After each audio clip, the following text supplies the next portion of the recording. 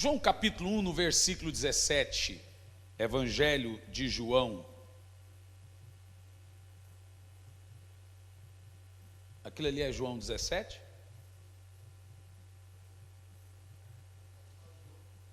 Hã? Márcio, aquilo ali é João 1,17? É? Então por que você pôs? Senti só a falta domingo, não tinha ninguém para obrigar, sobrou para os coitadinhos dos meninos aí. Eles não têm essa força para aguentar a pressão toda, tadinhos. Não aguenta não. Evangelho de João, capítulo 1, no versículo 17. Ah, tá. Agora está lá. Diz assim: porque a lei foi dada por Moisés, graça e verdade vieram por Jesus Cristo. Senhor, fale conosco, que não seja eu quem fale, mas que seja o teu Espírito, falando aos nossos corações, em nome de Jesus. Amém. E graças a Deus. Irmãos, a cultura do Sinai, e já falo do que se trata, tem sido um fator predominante no palco evangélico do mundo todo. Veja bem, do que fala Sinai? Sinai é o nome do monte na Arábia, aonde Deus descia, aonde a sarça ardeu, aonde Moisés subiu e recebeu os mandamentos, aonde Moisés subiu e morreu, aonde Paulo ficou por 3 anos também recebendo o Evangelho de Jesus. Esse monte é chamado de Sinai. Então Sinai é onde a lei de Deus foi dada. Lei é um conjunto de 618 mandamentos, conjunto de regras, de não faça, não faça, não faça, não faça, ou de faça, faça, faça, faça. Então Sinai foi onde Moisés mostrou todos os seus esforços para receber a lei de Deus. Ele jejuou 40 dias e noite para então receber a lei de Deus. Então Sinai representa o quê? Lei, esforço, representa justiça própria. Todos nós sabemos que o povo de Deus, os hebreus no caso, saiu do Egito depois de 400 anos de escravidão e foi direto para onde? Sinai. Deus tirou o povo do Egito e levou eles para o Sinai, ao pé do Sinai. Mas até esse povo sair do Egito e chegar ao Sinai, eles cometeram todos os tipos de pecado. Por exemplo, diante do Mar Vermelho, quando eles se sentiram acuados vindo os carros de Faraó, eles bradaram e começaram a murmurar. Murmuração, pecado grave. O povo de Israel, depois das leis de Deus, morreram porque murmuraram. Murmurar é reclamar. Quando chegou diante do mar, eles começaram a murmurar. Não tinha acaso covas no Egito para que morrêssemos e fôssemos enterrados? O cara está pensando em cova. Quando faltou comida no meio do deserto, eles se lembraram, não tinha cebolas e pepinos no Egito. Irmão, quem é que pode ter saudade de cebola e pepino? Ama, que raça é essa? E aí o que Deus faz? Eles murmuram na beira do mar, em vez de Deus vingar e falar, vocês estão, eu vou matar vocês, ele abre o mar, ele mostra favor. Aí eles reclamam da comida, em vez de Deus mandar fogo, vocês murmurador, faz chover carne do céu. Eles reclamam do calor, em vez de Deus matar eles, faz uma nuvem proteger eles de dia e uma coluna e uma luz de noite para eles não sofrerem. Eles reclamam que as roupas estão se gastando, Deus faz as roupas das crianças e deles crescerem de acordo com o que as crianças iam crescendo. Quanto mais, é impressionante que do Egito ao Sinai, quanto mais eles pecavam, mais Deus transformava eles por amor, graça e misericórdia. Que coisa tremenda. Agora eles chegam ao pé do Sinai, depois de cometer tudo que é tipo de pecados, abominações, coisas terríveis, eles chegam ao pé do Sinai. E vamos ver em Êxodo capítulo 19, o relato de como Deus está lidando com eles antes de dar as leis. Preste atenção que é muito importante você entender isso. Êxodo capítulo 19, ao terceiro mês da saída do povo de Israel da terra do Egito, no mesmo dia vieram ao deserto do Sinai, saíram e foram para o deserto. E o caminho deles era que eles pudessem ir até o monte. Então o mar se abre, as cordonizes caem do céu para eles comerem a carne, a água sai da rocha, etc. e outras coisas. Prossegue o texto. Verso 2: tendo partido de Refidim, vieram ao deserto do Sinai e acamparam-se no deserto. Israel, pois, ali acampou-se de frente para o monte. Agora eles estão na frente do monte. Olha o que Deus fala para o povo de Israel. Próximo verso. Subiu, pois, Moisés a Deus, e o Senhor o chamou do monte, dizendo: assim fala ao povo de Israel, anuncia ao povo de Israel. Olha o amor de Deus com aquele povo antes da lei. Prossegue. Vós tendes visto que fiz aos egípcios, como vos levei sobre as asas da águia e trouxe até a mim. Deus está falando, veja como eu sou um Deus bondoso. Prossegue o texto. Agora, pois, se diligentemente ouvi a minha voz e guarde os meus concertos, então sereis a minha propriedade peculiar. É uma escova de dente, só meu e de mais ninguém, dentre todos os povos, porque toda a terra é minha. Deus está dizendo, tudo isso aqui é seu porque eu dei a você, toda a terra é minha. Prossegue. E vós me sereis reino sacerdotal e povo santo. Essas são minhas palavras que você deve falar ao povo de Israel. Presta atenção. Aonde é que Deus falou? Fala para o povo, não faça isso, não faça aquilo outro, ou faça isso ou faça aquilo outro. Você não encontrou. Primeiro Deus chega para o povo de Israel e mostra o que? Bondade, misericórdia, compaixão, e diz: eu fui bom, vou continuar sendo bom, eu fui misericordioso, vou continuar sendo misericordioso, continue assim e vocês sempre terão meu favor. Não foi isso que Deus disse ao povo de Israel? Agora o povo de Israel, eles viram para Deus e eles usam um termo que Deus não gosta. Esse termo é chamado de justiça própria, ou seja, tentar ajudar a Deus ou dar uma mãozinha para Deus, falar: Senhor, eu vou te ajudar nisso, Senhor, eu consigo fazer isso para ti. Olha o que eles falam no próximo verso. E veio, pois, Moisés, chamou os anciões, expôs ao povo diante deles as palavras do Senhor que Deus tinha dito. Deus vai ser bondoso, Deus vai ser misericordioso. Nem tinha mencionado a lei, você está entendendo? Deus vai ser isso, aquilo outro. Olha o que o povo fala para Moisés. Então todo o povo respondeu e disse: tudo que o Senhor falou, faremos. Essa palavra no original é: tudo que o Senhor disse, podemos fazer. Deus falou: como é que é? Podemos fazer? O que Deus queria ouvir desse povo? O povo está chegando para Deus e diz assim: não mostre bondade para nós só pela tua bondade, deixe-nos merecer isso. Irmãos, é um crime muito grande você querer ou esperar mostrar para Deus que você pode provar alguma coisa para Ele. Isso é chamado na Bíblia de justiça própria. E justiça própria é atrair sobre si um peso.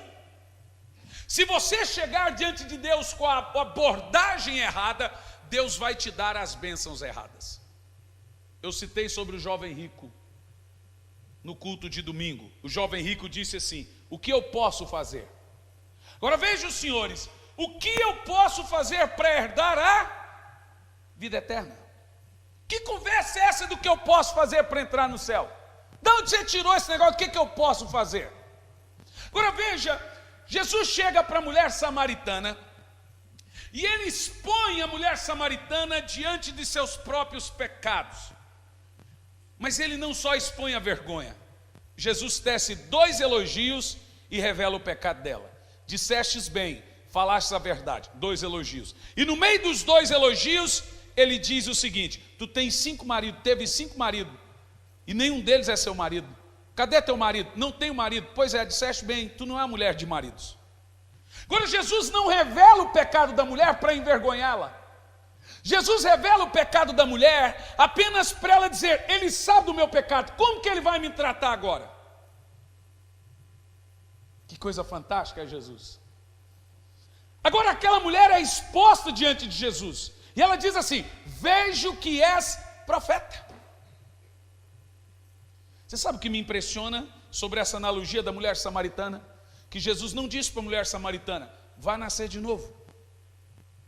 Jesus não disse para a mulher samaritana: tu vai para o inferno, que vergonha com o seu pecado.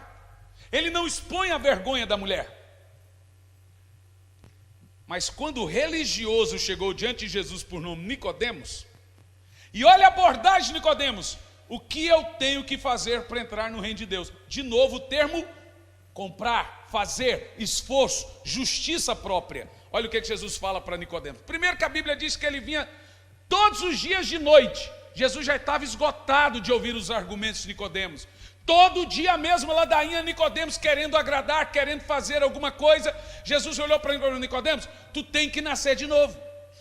Ele não mandou a mulher samaritana nascer de novo. Sabe, eu tenho estudado a Bíblia, eu sou honesto com vocês, que eu tenho ouvido pregadores, lido livros, filtrado aquilo que eu acho que é equilibrado, e estudando muito sobre o padrão de Deus de lidar com as pessoas.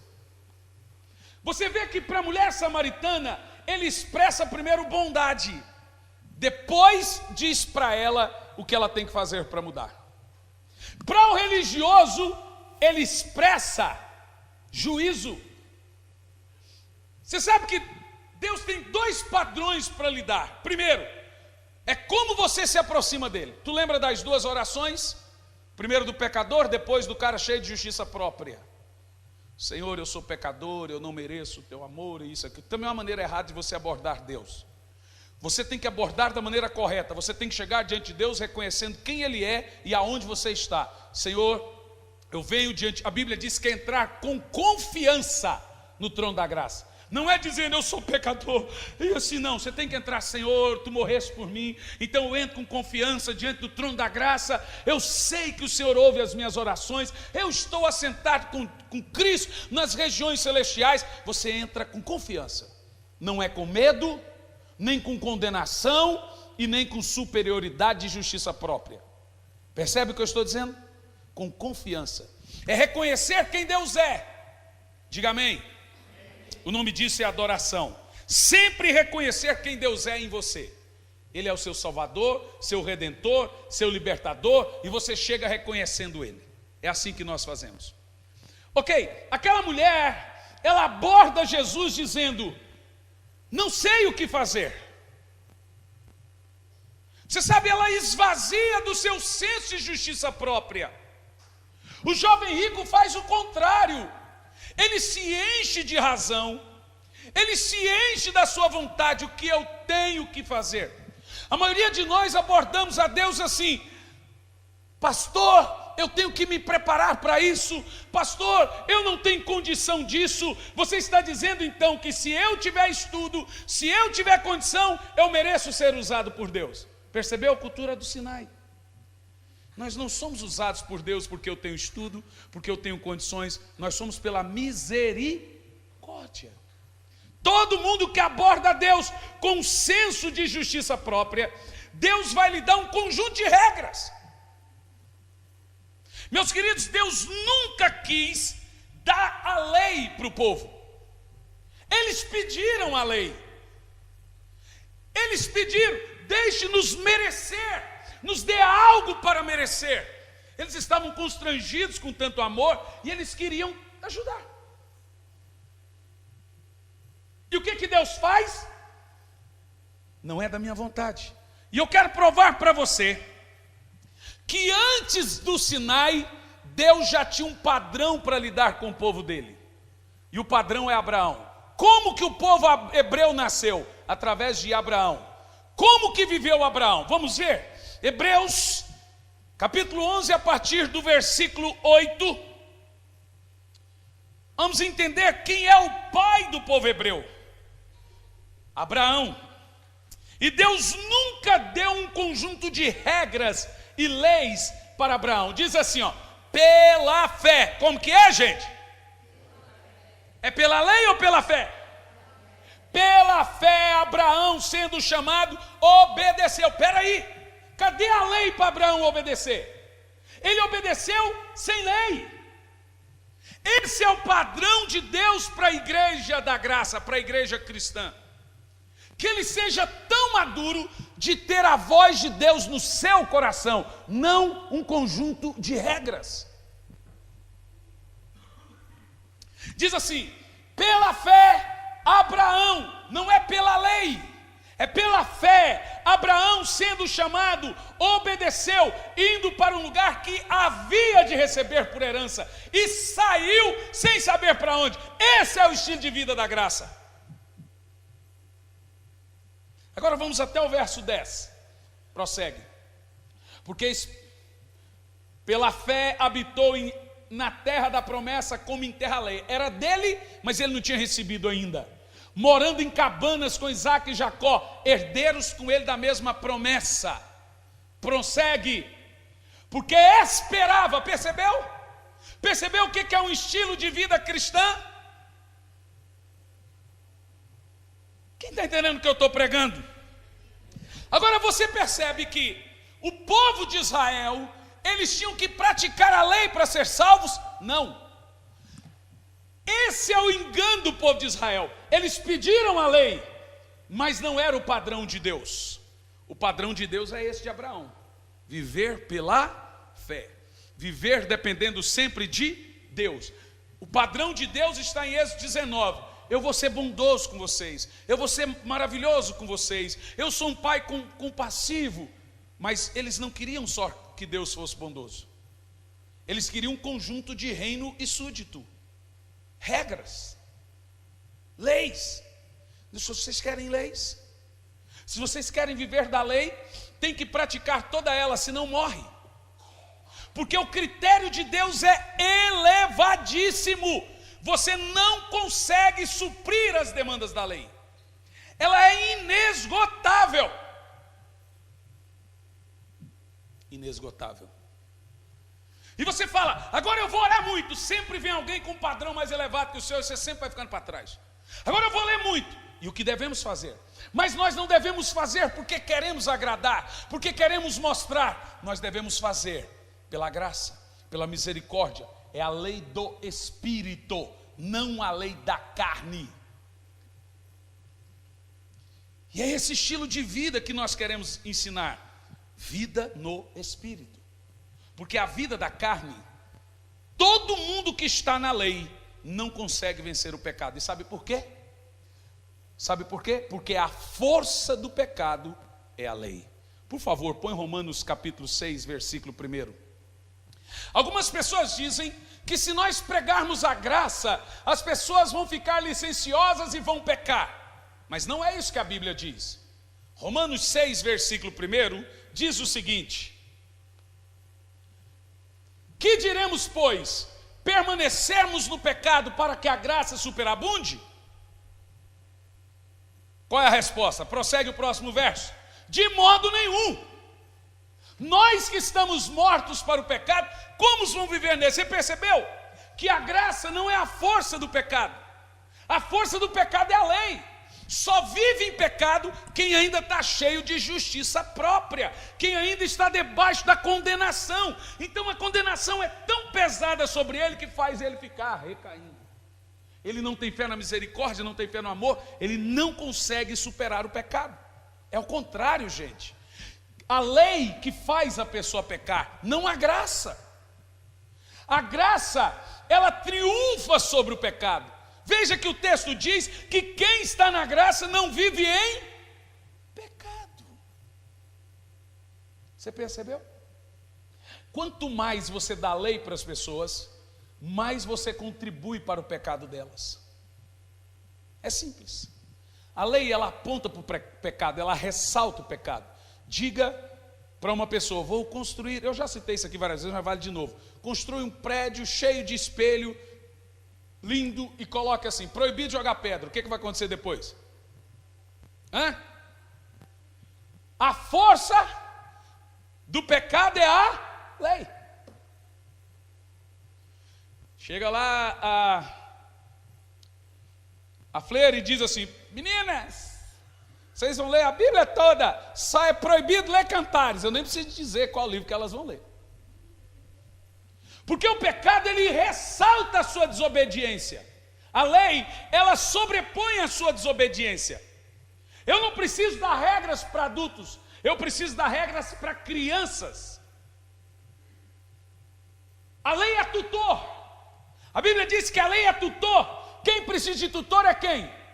Criança. O crente, quando ele é maduro, você não precisa ficar dizendo para ele o que ele deve, o que ele não deve fazer. Ele tem uma vida no Espírito.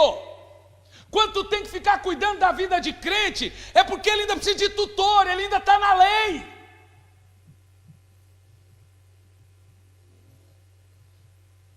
Mas aquele que cresceu em graça, ele tem maturidade. Ninguém proíbe ele de nada, mas ele sabe lá no espírito dele que aquilo não pode, que aquilo não deve, que aquilo não é de Deus. Isso é vida na graça. Graça, gente, é um estilo de vida. É uma palavra que só existe em uma religião do universo, só em Cristo. Como texto base, lei foi dada por Moisés, graça veio. A graça é uma pessoa. Agora veja Tiago, capítulo 2, versículo 23. Abraão foi aceito por Deus como? Porque ele praticou e cumpriu alguma lei? Agora veja que o padrão de Deus é Abraão. Ele é chamado de pai de todos, pai na fé. Se Abraão é o padrão do viver pela fé, olha o que diz a Bíblia: e cumpriu-se a escritura que diz: Abraão creu em Deus, e isso foi-lhe imputado como justiça. Não está dizendo que Abraão cumpriu a lei, está dizendo que ele creu. Esse é o padrão. O padrão não é Sinai, o padrão é Abraão. Diga amém. Abraão foi justificado pela fé. Não foi daí que veio a doutrina da reforma protestante. Romanos capítulo 1, versículo 17, por favor. Lutero leu esse texto e fez a reforma. Porque até então, durante 1000 anos, a igreja cobrava indulgência.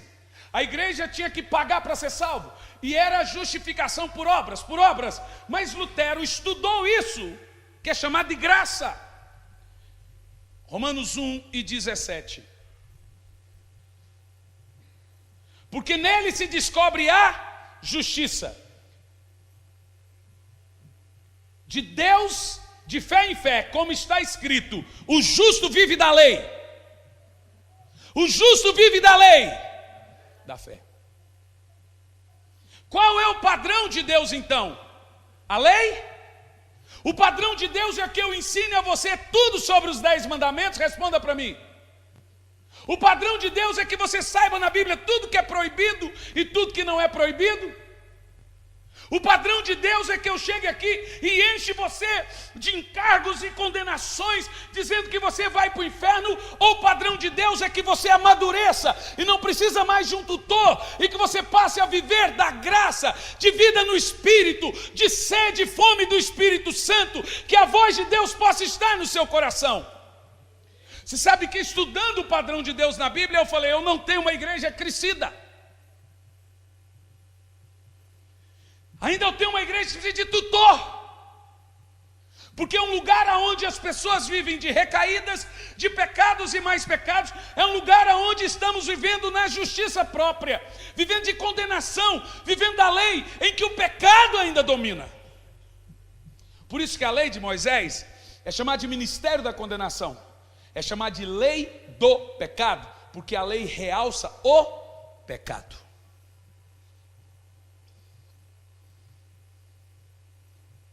Quem está comigo, diga amém. Amém. Que coisa tremenda é a Bíblia, não é?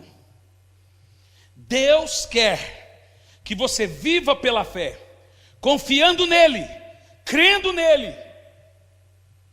E esse é o estilo de vida que nós chamamos na graça. Porém eu lhe digo que Deus mudou de montanha.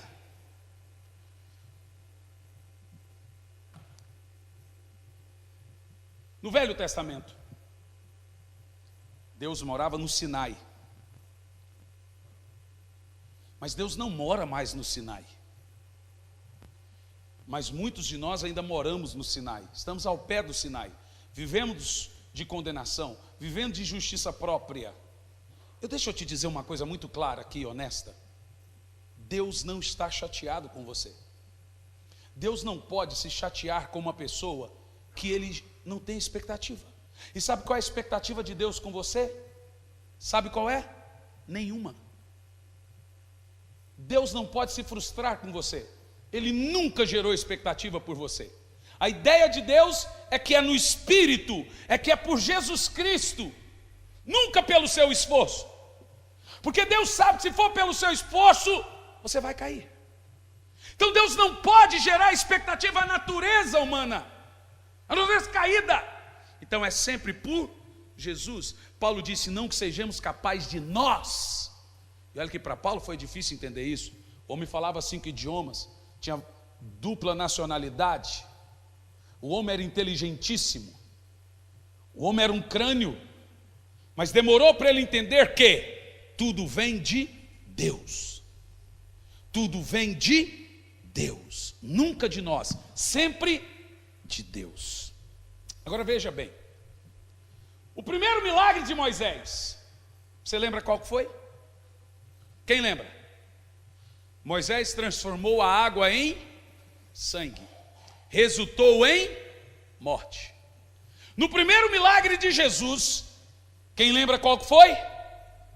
Ele transformou a água em vinho, resultando em alegria. Quando a lei foi dada, 3.000 pessoas morreram. Quando o Espírito Santo desceu, 3.000 se converteram.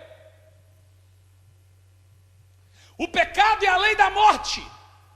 Tudo na lei gera morte. Quem tocou no monte, morreu. Lá na montanha do Sinai, o fogo fumegava, e eles viam fogo, ele era externo. Lá na montanha do Sião, o fogo fumegava, mas era dentro das pessoas.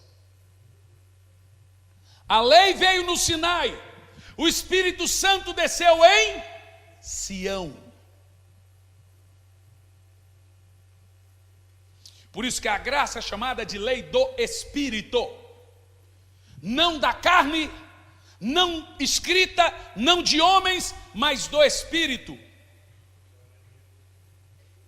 Viver no Espírito é ter o fogo ardendo dentro de você.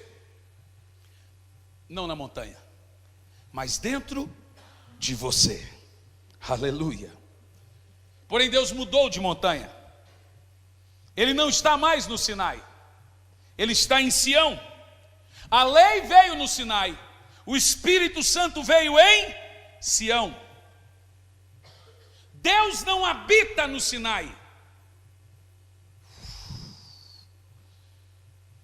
Olha para mim. Se nós lermos os Salmos, Davi é um cara na velha aliança que entendeu a graça. Olha, o Saulzão não entendeu a graça e morreu por tentar agradar, justiça própria. Davi descansou-se na graça. Ele disse, prefiro cair na mão de Deus, que é misericordioso. E eu te pergunto, Deus foi misericordioso com Davi? Sim, Deus foi misericordioso com Davi. Nós temos uma cultura e que nós vamos adotar aqui na igreja. Sabe como vamos lidar com o pecado dos irmãos aqui na igreja? Querido, se você não consegue vencer o adultério, se você não consegue vencer a mentira, se você não consegue vencer o pecado, não é na graça que você está. Você está debaixo da lei. Porque é a lei que traz essa condenação para você. A lei realça o pecado. quanto mais lei tiver, mais desobediência tem. Quanto mais regra tem, mais quebrar regra existe. Você não está na graça, você está na lei, porque a força do pecado é a lei, não a graça. Você entende o que eu estou dizendo? E sabe como vamos lidar com o pecado das pessoas? Mostrando para ela quem ela é em Cristo. Como um pai lida com o filho: filho, você tem Jesus, o Espírito Santo está em você, tu é mais que vencedor, tu pode vencer. Não é do tipo: irmão, o diabo vai comer seu fígado. Você aumenta a condenação da pessoa. Você vai sentar no colo do capeta. Não era o Borghetti que falava isso, né? Você vai para o inferno, Jesus está voltando e você vai ficar a praga. A pessoa sai de lá sabendo que ela vai ficar, sabendo que Jesus está voltando, sabendo que ela vai para o inferno. E aí tem duas situações nessa. Alguns até se arrependem e mudam, mas na maioria das vezes aumenta o juízo, aumenta a condenação e ela se entrega de vez para os paraguaios. Mas quando você revela a pessoa, aonde ela está, quem ela é, quem morreu por ela, porque a graça revela a Cristo, a lei e o pecado. Quando você revela que o Espírito Santo está nela, e que ela não pode se condenar, que ela deve se arrepender, que ela deve chorar, mas que a partir de hoje o Espírito Santo é a força que vai lhe ajudar a vencer, ela começa a entender quem ela é.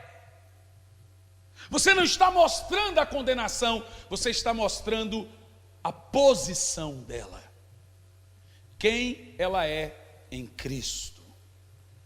Você sabe que isso dá certo na educação dos nossos filhos. Eu não sei se alguns já fizeram isso com seus filhos. Uma criança tão inteligente igual você, um menino tão bonito. Quem já teve essa experiência? Isso funciona. Quando você faz o efeito inverso, olha para você, você é tão lindo. A mamãe ou o papai tem tanto orgulho de você. Você revela a identidade e não envergonha. Você está entendendo o que eu estou falando? Esse é o efeito do Pai do céu. Esse é o padrão de Jesus para o tipo de gente que quer vencer o pecado. Porque tem dois tipos. Aquele que não quer vencer, que está na lei, não se sente bem no nosso meio. Aquele que quer vencer, é com esse tipo de gente que Jesus sempre apresentava bondade, amor e misericórdia. Com aquele que se enchia de justiça própria, hipócrita, escondendo seus pecados, Jesus aumentava o jugo dela. Vende tudo que tem e me segue. Vai nascer de novo. Isso, aquilo, outro. Jesus só fazia aumentar o jugo, para diminuir a justiça própria. Aquele que era pecador e reconhecia seus pecados, mas que não conseguia vencer, Jesus sempre apresentava como a solução, como a transformação. Eu sou o que te sara, eu sou o que te cura. Eu vou te ajudar, vinde a mim, vós que estáis cansados e oprimidos. Eu percebi que Deus não tolera religioso. Eu percebi que Deus não tolera justiça própria.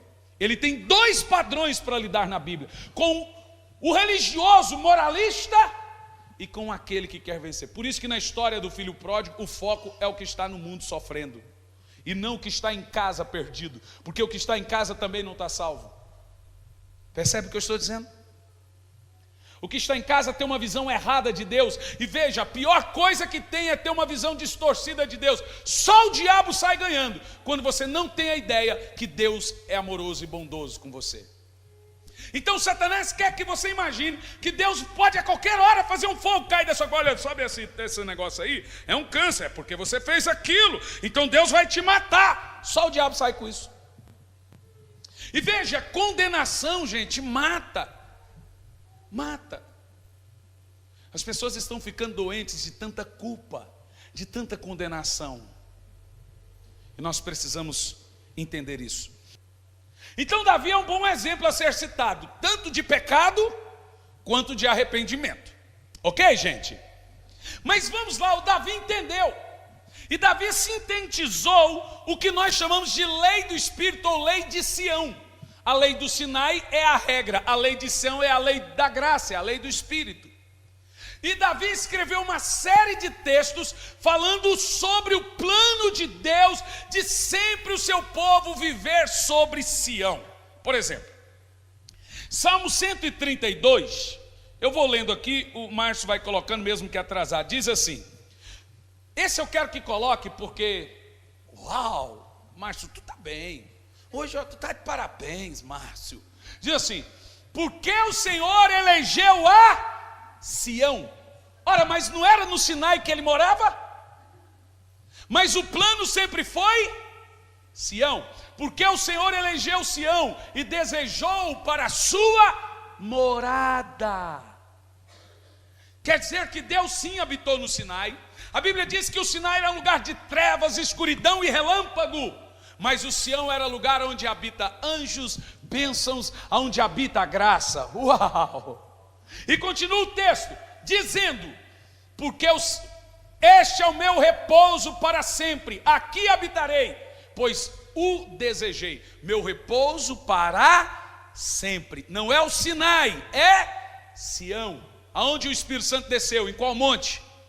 Monte Sião. Prossegue. Abençoarei abundantemente o seu mantimento, fartarei de pães os seus necessitados. Aqueles que vivem em Sião têm essa bênção. Não é os que vivem na lei, é os que vivem na graça. Prossegue o texto. Vestirei de salvação os seus sacerdotes, e os seus santos se alegrarão. Prossegue. Acabou? Pronto. Temos mais um texto sobre a promessa de Deus, sobre aqueles que estão debaixo da bênção de Sião. Salmo 87, versículo 2. Diz assim, o Senhor ama as portas de Sião, mais que todas as habitações de Jacó. O plano de Deus foi o que ele deu para Abraão, viver no Espírito, viver da fé. Êxodo 19, antes de Deus dar a lei, ele expressou bondade. Eu quero amar vocês, eu quero fazer vocês se alegrar. E ele falou, Moisés, diga ao povo que eu vou sempre dar bondade a eles. Mas o povo disse, Senhor, nós queremos merecer. Tudo que o Senhor mandar, podemos fazer. Então o que nós podemos fazer para ajudar? Deus falou, como é que é? Podem merecer. Então tá, vocês querem me ajudar? Então vocês não querem a lei do Espírito? Então vocês não querem minha voz no interior? Não, nós queremos um conjunto de regras. Pois bem, então lá vai o conjunto de regras. Moisés, diga ao povo que quem se aproximar da montanha morre.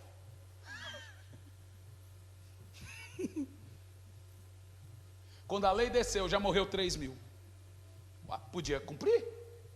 Não era bom para cumprir? Por isso que ouvimos um texto tão importante na Bíblia. Quem tentar salvar a sua vida, perdê-la. Graça é depositar-se em Deus toda a sua fé. Senhor, eu não posso nada sem ti. Como Deus ama ouvir esse discurso. Como Deus ama ouvir, Senhor, eu vou subir ali para pregar. Senhor, eu não tenho, olha, por mais que eu tenha um esboço pronto, eu preciso da tua misericórdia. Como Deus ama isso. Senhor, eu sou líder de uma célula. Por mais que a minha célula tenha bastante pessoas, eu preciso da graça. Os que frutificam é os que têm o espírito de Abraão, os que sempre dependem de Deus. Enquanto você depender da sua oratória, porque tu tem uma capacidade melhor que o outro, você vai se afundar.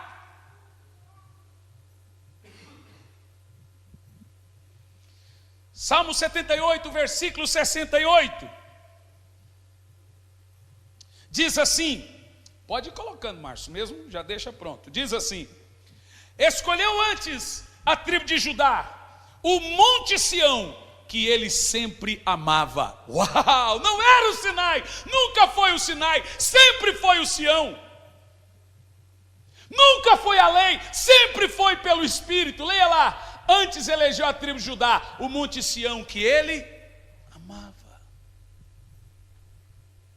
O plano de Deus para nós sempre foi o estilo de vida que Abraão viveu.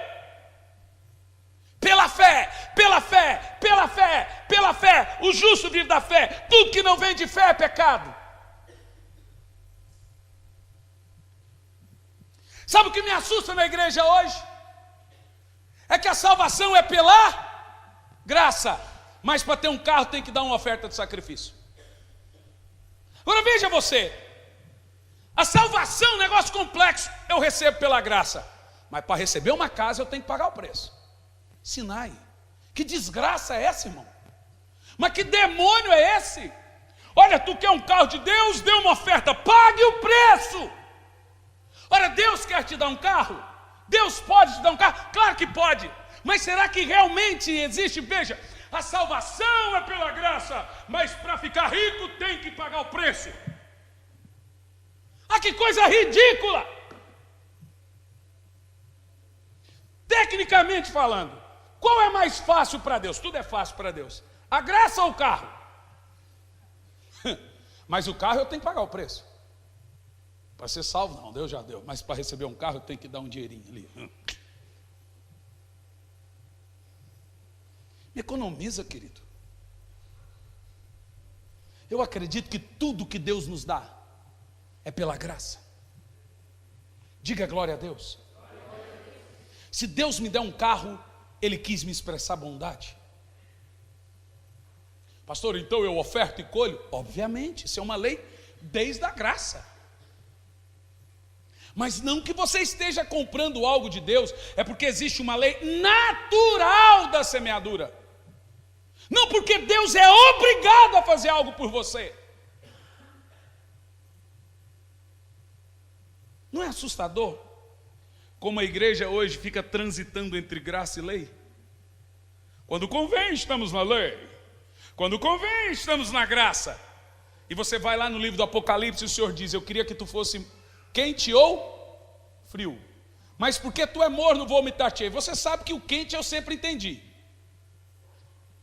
Ser quente é orar, é jejuar, é ter vida no Espírito. Isso eu entendi. Mas a parte que Jesus diz, queria que tu fosse frio, isso eu não entendo. Ele diz, queria que você fosse quente ou frio. O quente eu entendo, e o frio? Você sabe que o contexto é dois estilos de vida: viver no Espírito e viver na carne, que é a lei. Não pode ter mistura. Ou você depende totalmente de Deus, ou você depende das suas obras, sua justiça própria, da lei, do seu esforço. Não dá para transitar entre as duas coisas. Ou é quente, ou é frio. O quente é o Espírito, o frio é a carne. Não dá para ser morno. Não dá para horas que convém a gente dar lei para o povo, horas que convém a gente dar graça. Não tem bênção de Deus nisso. Quem quer vida no Espírito? Quem quer viver na graça? Veja Salmos 9, versículo 11. Diz assim, sobre o monte Sião: cantai louvores ao Senhor, que habita onde? Não é no Sinai? Olha para mim, meu povo, não é no Sinai? Mas aonde o povo de Israel se encontrou com Deus? No Sião ou em Sinai? No Sinai. Aonde a igreja se encontrou com Deus? No Sião ou em Sinai? Quando a igreja foi inaugurada? No Sião, quando o Espírito Santo desceu. E ele diz: anunciai entre os povos os seus feitos. Você sabe quem está cantando isso? Davi. Esse homem tinha revelação. E ele continua dizendo, por exemplo, Salmos 2, versículo 6. Eu, porém, ungi o meu rei sobre o monte. Veja que o rei está com letra maiúscula. Quem é aquele rei? Jesus. Aleluia. Aonde Jesus é ungido? No Espírito. No monte Sião. E prossegue. Salmo 125, versículo 1.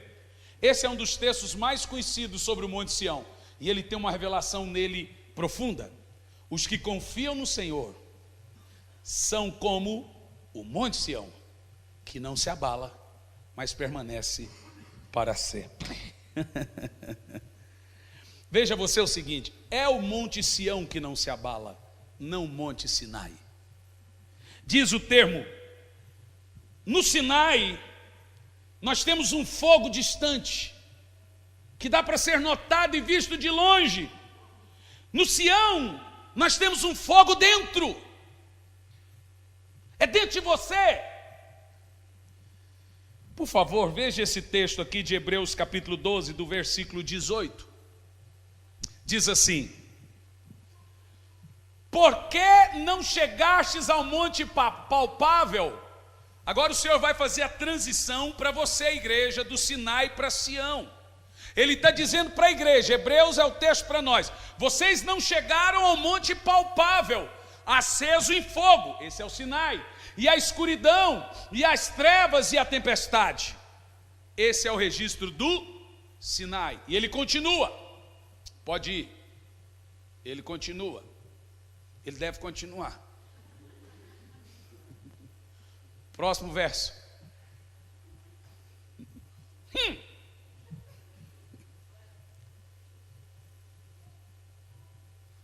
Mas chegastes ao monte Sião. Olha o que o escritor está dizendo: você não está mais no Sinai, no fogo palpável de trevas, escuridões, raios e trovões. Você chegou ao Sião, a cidade do Deus vivo, a Jerusalém celestial, e aos muitos milhares de anjos. Não tem anjos no Sinai, tem anjos no Sião. E prossegue o texto. Tem mais texto, Márcio? A Universal, tem duas igrejas aqui. A Universal Assembleia. Faltou a quadrangular de Apocalipse, né? Essas igrejas vocês não querem? A Universal Assembleia, a igreja dos primogênitos que estão escritos nos céus, e a Deus, o juiz de todos, e aos espíritos dos justos aperfeiçoados. Aonde que o crente é aperfeiçoado? Nas regras, no Sinai, no esforço próprio, ou o crente é aperfeiçoado na graça, ou o crente é aperfeiçoado no Sião, aonde habita a bênção, aonde tem anjos, aonde já não há mais condenação, aonde já não há mais juízo, aonde você tem o Espírito Santo lhe governando. É no Sião que o Espírito Santo desceu, é no Sião que recebemos a graça, é no Sião que recebemos misericórdia, não no Sinai. Aleluia! Irmão, você quer que eu plante bananeira? Eu vou plantar aqui. Obrigado, Toninho. Obrigado, foi bom essa palma aí. Alegra o pregador.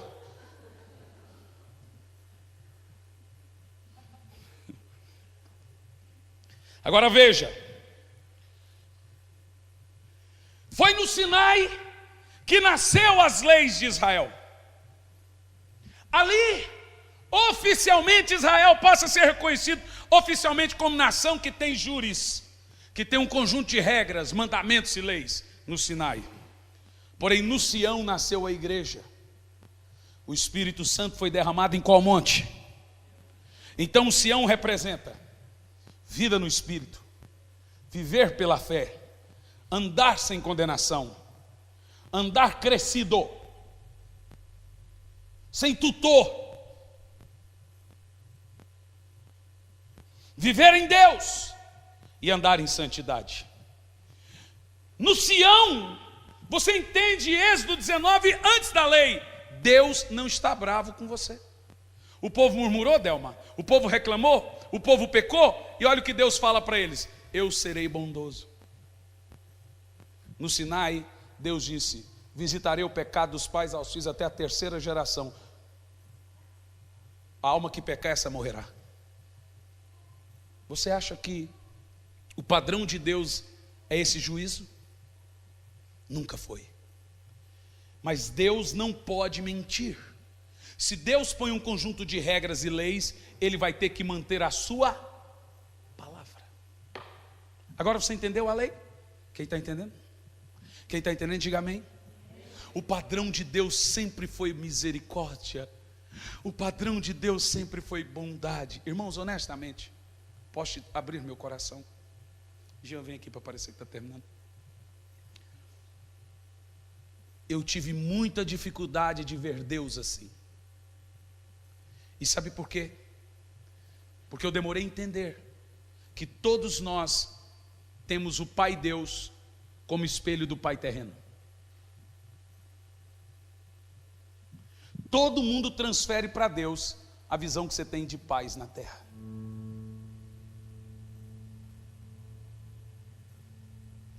Eu demorei muito ver Deus dessa maneira.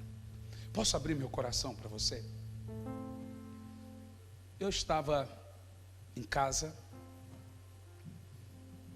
Eu sempre fui muito duro, não, disciplinador. É uma característica. Sou muito exigente, muito. Eu chego de viagem, minha casa tem que estar limpa, meu cachorro banho tomado, o carro limpo, a casa cheirosa. Eu sou insuportável. Minha esposa já está bem treinada, meus filhos também. As coisas comigo, ixi. E aí isso me faz ser dramático. Eu sou dramático. Eu faço um drama. Menino, se o avião balança é um drama. Dá uma dorzinha aqui, eu corro no hospital. Rapaz, que é essa cor? Que coisa? Eu vou lá. O plano de saúde sofre comigo. Mas um dia eu estava em casa e estava escrito assim no YouTube: testemunho de Joyce Meyer. Nunca tive curiosidade de ouvir. E fui ouvir. Irmão, me peguei em lágrimas na metade do testemunho. Falei, gente. E ela mesma fala que ela tinha uma dificuldade de entender Deus. Falei, gente, eu estou tendo uma visão distorcida de Deus. Sempre eu estou querendo agradar o Senhor, falando, Senhor, se eu não fizer isso, eu vou magoar. E eu repeti assim, Senhor, o Senhor vai se alegrar muito comigo. Que oração ridícula. E aí agora eu ouço o Espírito dizendo, eu já me alegro com você. Nada que você fizer vai fazer eu me entristecer mais ou me alegrar mais. Para com essa besteira. Você está querendo, isso é justiça própria. Então você acha que se você orar eu vou te amar. Se você não orar eu não vou te amar. Nós oramos, irmãos, porque temos paixão por Deus. Não porque queremos alcançar alguma coisa. Não porque se eu tiver espiritual, então agora Deus é obrigado a me usar. A vida no Espírito, ela muda a nossa visão, a nossa perspectiva de Deus. Quantos de nós precisamos conhecer Deus como Ele é? Quem pode dizer Deus é bom? O tempo todo. Deus é bom. Quem pode dizer mais alto? Eu descobri que o diabo não quer que você saiba disso. Satanás não quer que você veja Deus dessa maneira. Veja bem a história do leproso. Isso aqui vai movimentar a sua estrutura agora molecular. Se prepara que você vai balançar com você. Veja que Jesus se encontra com o leproso. E o leproso diz assim para Jesus, diferente do jovem rico. O jovem rico devia abordar Jesus: se quiseres eu posso ser salvo. Mas o jovem rico não disse se quiseres, ele disse o que eu tenho que fazer. A mesma abordagem de Nicodemos, o que eu tenho que fazer. O leproso diz, se quiserdes pode tornar-me limpo. Agora sabe o que me assusta, pastor Samuel? Que o leproso não disse se puderdes. Ele disse se quiserdes. Sabe o que significa? Ele não tinha dúvida do poder de Jesus. Ele tinha dúvida do amor e da bondade de Jesus. Ele tinha dúvida da vontade de Jesus. Ele disse se quiseres. E sabe por que ele disse isso? Porque na lei, se o leproso tocasse no puro, tornava impuro o puro. Na graça, o puro, Jesus, tocou no impuro e purificou o impuro. A graça cura.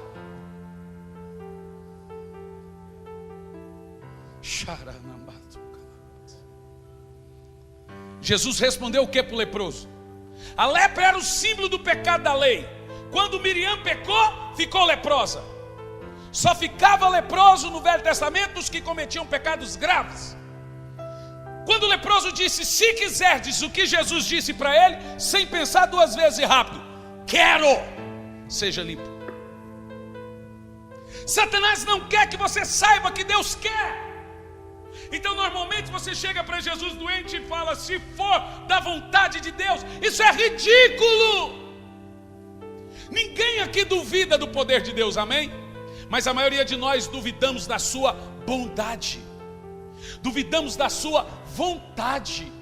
Pois nessa noite o Senhor está dizendo, eu quero lhe curar, eu quero lhe sarar, eu quero lhe transformar, eu quero salvar a sua casa, eu quero salvar a sua vida. Satanás não quer que você saiba, mas ele está dizendo, eu quero lhe perdoar. Satanás não quer que você creia na vontade de Deus, que você creia na bondade de Deus, mas ele está dizendo, eu sempre quero. Sabe, você tem que ter fé no poder de Deus e na bondade de Deus. Não é só no poder, mas também na bondade. Salmo 116, versículo 12 e 13. Para você entender o que eu estou falando. Qual é, irmãos, eu concluo aqui, que ainda hoje eu tenho uma reunião lá em Pinhais. Qual é a maneira mais certa de um cristão adorar e agradecer a Deus?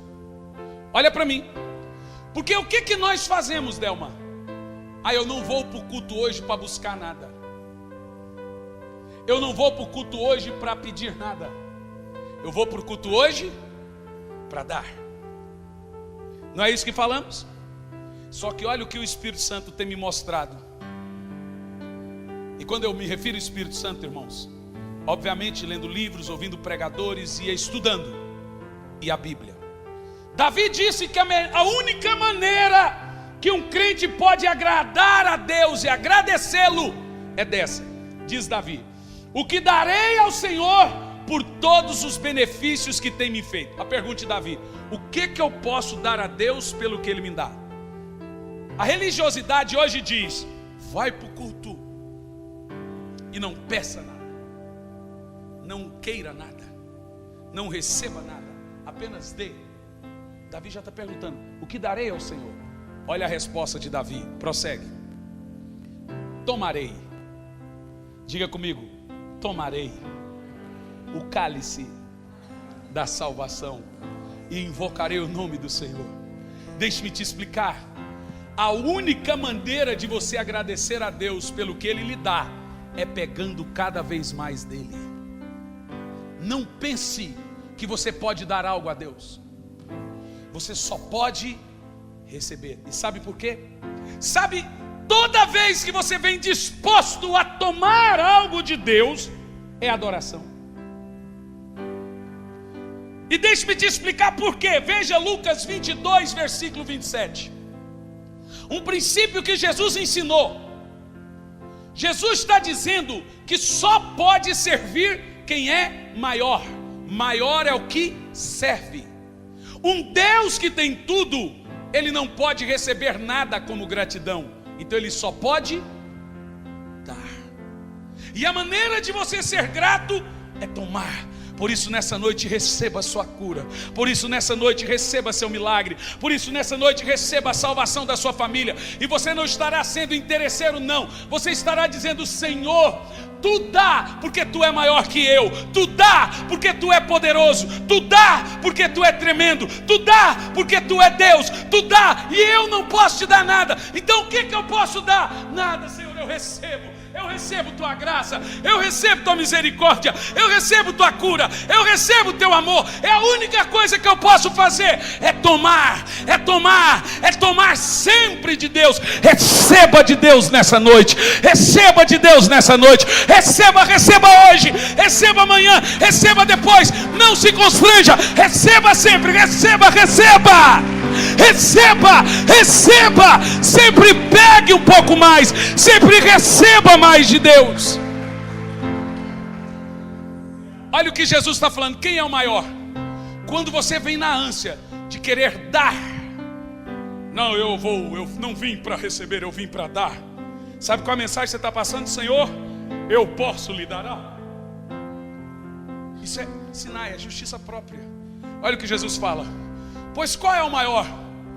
Quem está à mesa ou quem serve? Porventura não é quem está à mesa. Então quem é o maior? É quem serve. Como Deus é o maioral de todos, só tem uma maneira que Davi disse de você receber, de você agradecer, de você adorar, é receber sempre mais. E você sabe que Marta e Maria, as duas tiveram um entendimento errado sobre isso. Por que Jesus aceitou Maria e rejeitou o conceito de Marta? Politicamente falando, Marta estava certa.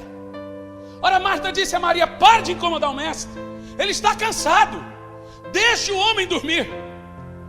Maria não, Maria ficou ao pé e sugou. Vai descansar nada, ela ficou tomando. Sabe por que Jesus rejeitou o conceito de Marta? Não Marta, mas o conceito de Marta aceitou Maria? Porque das duas, quem tratou Jesus como Deus foi Maria. Ela não viu Jesus cansado, ela não viu Jesus esgotado. Ela tomou um pouco mais. Ela tomou um pouco mais.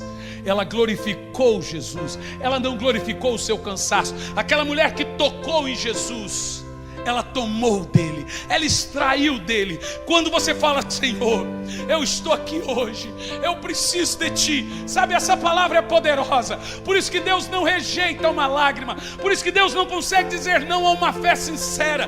Quando você vem no culto disposto a sempre receber mais de Deus, seja cura, seja milagre, seja salvação, você está dizendo: Deus é grande, Deus é poderoso. Tome um pouco mais, receba um pouco mais. O que darei ao Senhor por tudo que Ele tem me feito? Não vou pedir nada para Deus. Não é assim que se faz. O que darei ao Senhor por tudo que Ele tem me feito? Senhor, eu recebo do Senhor. Eu recebo do Senhor. Eu recebo, Senhor. Eu vim aqui nessa. Antigamente cantava no culto da Juzinha. Está tendo ainda o círculo de oração, o culto de oração? É. Aí todos sabem: eu vim buscar uma bênção, Jesus tem bênção para dar. Aí surge assim um conceito: que música errada, veio buscar bênção. Mas o salmista disse que quando você vem para buscar de Deus algo, seja seu poder, seja a sua presença, seja uma cura, seja o milagre da família, seja a salvação, é a maneira de você agradecê-lo. Porque maior é o que serve. Só pode lhe dar algo um Deus soberano. Davi disse: o que darei ao Senhor? Eu tomarei, eu buscarei, eu invocarei. Aleluia. Então quando você vier a um culto, não se constrange em receber, não se constrange em pedir. Não pense você: Senhor, eu vim aqui só para te adorar. A maneira de você adorar é dizer: Senhor, eu tomo, eu recebo. Porque maior é o que serve. Maior é o que serve. Quem é o maior? É Deus. Bendito seja o nome do Senhor. Fique em pé no seu lugar.